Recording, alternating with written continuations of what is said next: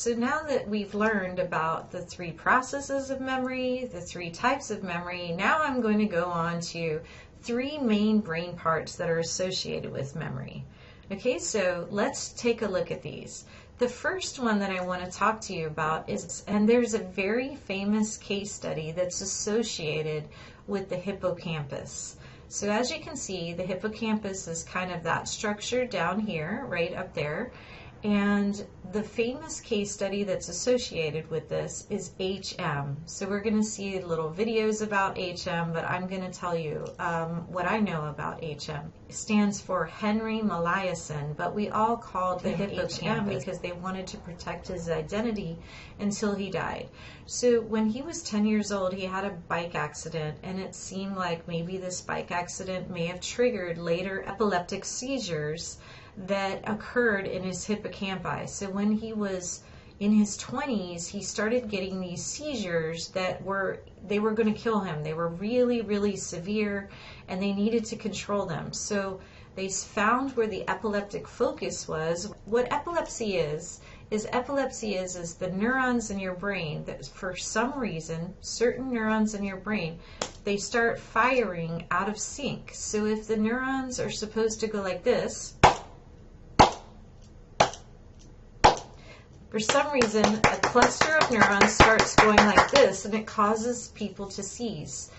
And so he was going to die because he was having so many seizures. It was really seriously affecting the quality of his life. He couldn't survive. So they decided, we know where the epileptic focus are. We're going to get rid of those neurons so that the seizures can stop. So they thought that they were helping him, of course. And so they went in and they did a bilateral removal of his hippocampi. After they did that, unfortunately, he could not put new memories into his cortex. So what we're going to find that the hippocampus is it's like the keyboard on your computer. How would you get information into your computer if you didn't have the keyboard?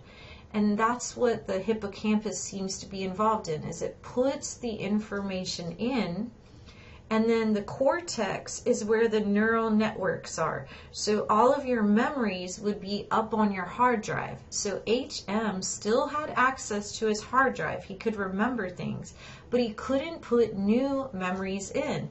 And what he had was past short-term memory. So if you remember, short-term memory is 2 to 30 seconds. So after 30 seconds, the information would just fade away, like what I was telling you. So he couldn't get it past that 30-second mark. So Adam Sandler, he makes a lot of psychology-related movies, and so I'll show you a clip of 10-Second Tom. This movie, 50 First Dates, Drew Barrymore only had her memory for one day, and then it would reset. Now that is not real, because we don't have a memory system that works on just one day.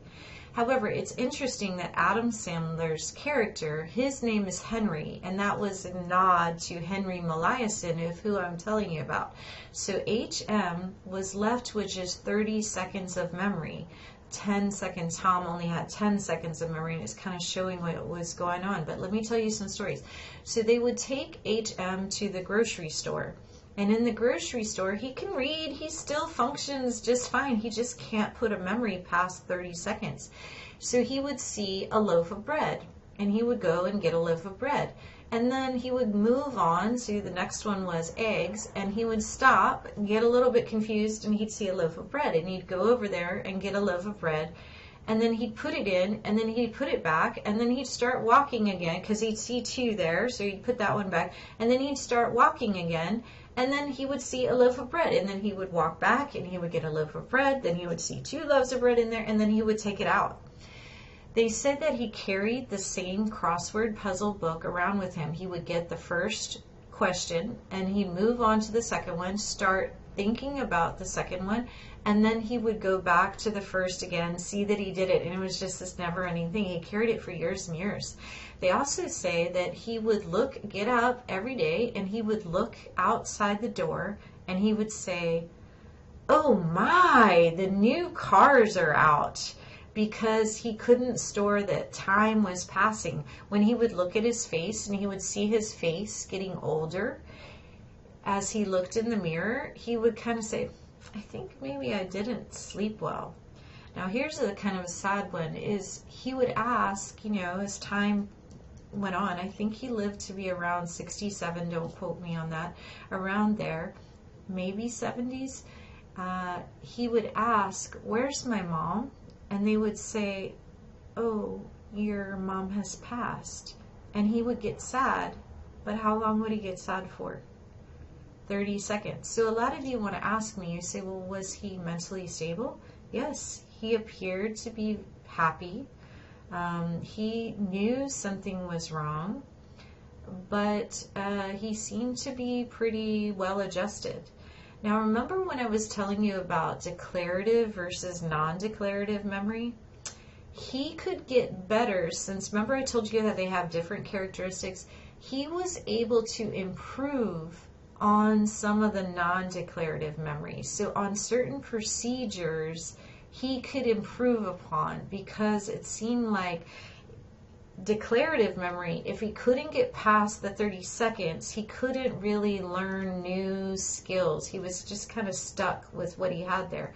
But on the procedural memory, the non-declarative, he was able to make different improvements. So let's watch a couple of videos now.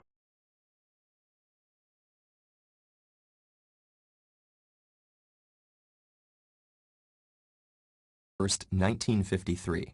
William Scoville used a hand crank and a cheap drill saw to bore into a young man's skull, cutting away vital pieces of his brain and sucking them out through a metal tube. But this wasn't a scene from a horror film or a gruesome police report. Dr. Scoville was one of the most renowned neurosurgeons of his time, and the young man was Henry Molaison, the famous patient known as HM, whose case provided amazing insights into how our brains work. As a boy, Henry had cracked his skull in an accident and soon began having seizures, blacking out, and losing control of bodily functions. After enduring years of frequent episodes and even dropping out of high school, the desperate young man had turned to Dr. Scoville, a daredevil known for risky surgeries. Partial lobotomies had been used for decades to treat mental patients, based on the notion that mental functions were strictly localized to corresponding brain areas. Having successfully used them to reduce seizures in psychotics, Scoville decided to remove HM's hippocampus, a part of the limbic system that was associated with emotion, but whose function was unknown. At first glance, the operation had succeeded. HM's seizures virtually disappeared, with no change in personality, and his IQ even improved. But there was one problem. His memory was shot. Besides losing most of his memories from the previous decade, HM was unable to form new ones, forgetting what day it was, repeating comments, and even eating multiple meals in a row. When Scoville informed another expert, Wilder Penfield, of the results, he sent a PhD student named Brenda Milner to study HM at his parents' home, where he now spent his days doing odd chores and watching classic movies for the first time, over and over. What she discovered through a series of tests and interviews didn't just contribute greatly to the study of memory. It redefined what memory even meant. One of Milner's findings shed light on the obvious fact that although HM couldn't form new memories, he still retained information long enough from moment to moment to finish a sentence or find the bathroom. When Milner gave him a random number, he managed to remember it for 15 minutes by repeating it to himself constantly. But only 5 minutes later, he forgot the test had even taken place. Neuroscientists had thought of memory as monolithic, all of it essentially the same, and stored throughout the brain. Milner's results were not only the first clue for the now familiar distinction between short-term and long-term memory, but showed that each uses different brain regions. We now know that memory formation involves several steps. After immediate sensory data is temporarily transcribed by neurons in the cortex, it travels to the hippocampus, where special proteins work to strengthen the cortical synaptic connections. If the experience was strong enough, or we recall it periodically in the first few days, the hippocampus then transfers the memory back to the cortex for permanent storage. H.M.'s mind could form the initial impressions, but without a hippocampus to perform this memory consolidation, they eroded like messages scrawled in sand. But this was not the only memory distinction Milner found. In a now famous experiment, she asked H.M. to trace a third star in the narrow space between the outlines of two concentric ones, while he could only see his paper and pencil through a mirror. Like anyone else performing such an awkward task for the first time, he did horribly. But surprisingly, he improved over repeated trials, even though he had no memory of previous attempts. His unconscious motor centers remembered what the conscious mind had forgotten. What Milner had discovered was that the declarative memory of names, dates, and facts is different from the procedural memory of riding a bicycle or signing your name. And we now know that procedural memory relies more on the basal ganglia and cerebellum, structures that were intact in H.M.'s brain.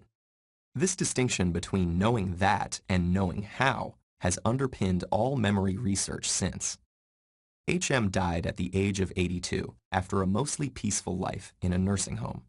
Over the years, he had been examined by more than 100 neuroscientists, making his the most studied mind in history.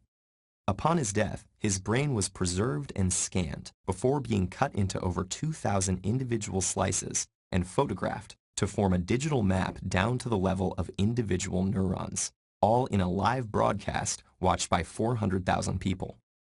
Though H.M. spent most of his life forgetting things, he and his contributions to our understanding of memory will be remembered. I don't remember things. Do you know what you did yesterday? No, I don't. How about this morning? I don't even remember that. Can you tell me what you had for lunch today? I don't know, tell you the truth. What do you think you'll do tomorrow? Whatever's beneficial. Good answer. Henry Mollison was widely known in the field of neuroscience as HM until his identity was revealed after his death in 2008. He showed the world that the removal of the hippocampal region, that is the inner part of the temporal lobe, causes amnesia. Susan. Introduce to you our most distinguished clinical subject, Tom. Hi, I'm Tom. Henry. Marlon. Doug. Lucy. Hi. Oh, those are cool flip-flops. Where'd you get them? You like those? It's an interesting story. I was over on the North Shore the other day. Hi, I'm Tom. Huh? Henry. Hi. Marlon. Tom lost part of his brain in a hunting accident. His memory only lasts 10 seconds. I was in an accident? That's terrible. Don't worry, you'll totally get over it in about 3 seconds. Get over it? I mean, what happened? Did I get shot in the brain? Hi, I'm Tom. Hi, I'm Lucy. Hi. Doug. Hey. Marlon. Hey, Tom, can I tell you a secret? Don't you think you're a little old to still have wet dreams? They like that? Hi, I'm Tom. Yeah, watch yourself, Tom.